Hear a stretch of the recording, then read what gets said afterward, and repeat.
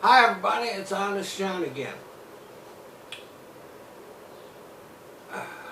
All across the country, what happened in New York in March and April is happening throughout the South, from Florida to California and across the Midwest.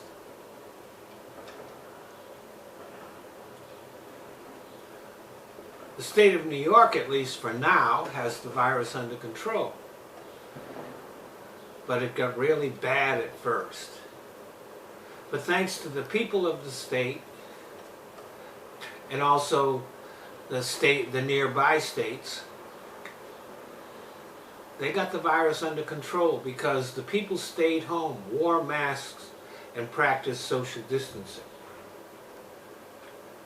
And also thanks to the dedication and courage of the doctors and nurses and health professionals who worked long and exhausting hours and endured shortages of protective equipment because of the laziness and incompetence of our president.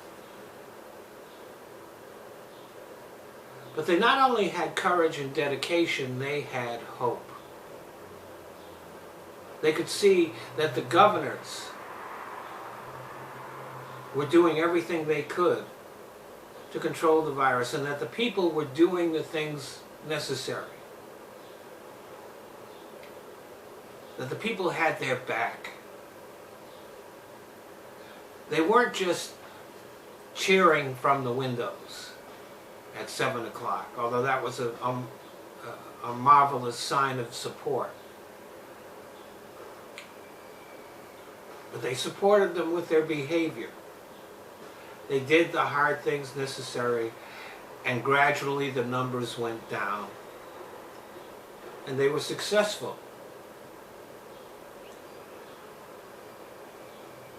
Now imagine what it's like being a healthcare worker in Texas or Florida or Arizona or Arkansas or all of these other states.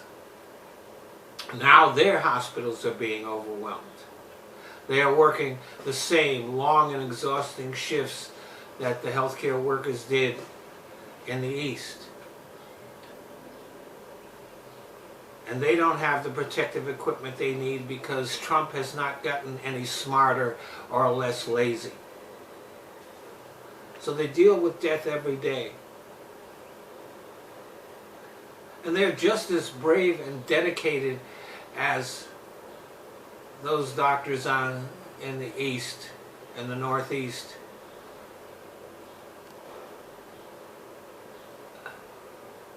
But they don't have hope.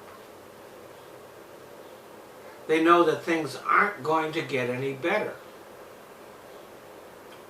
Their governors are dealing with this crisis as a political event instead of a healthcare crisis and emergency.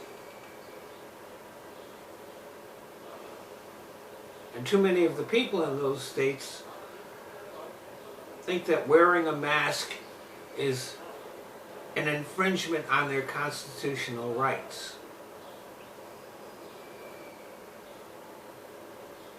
So the doctors and nurses and healthcare workers will continue to work to risk their lives trying to save an ungrateful population.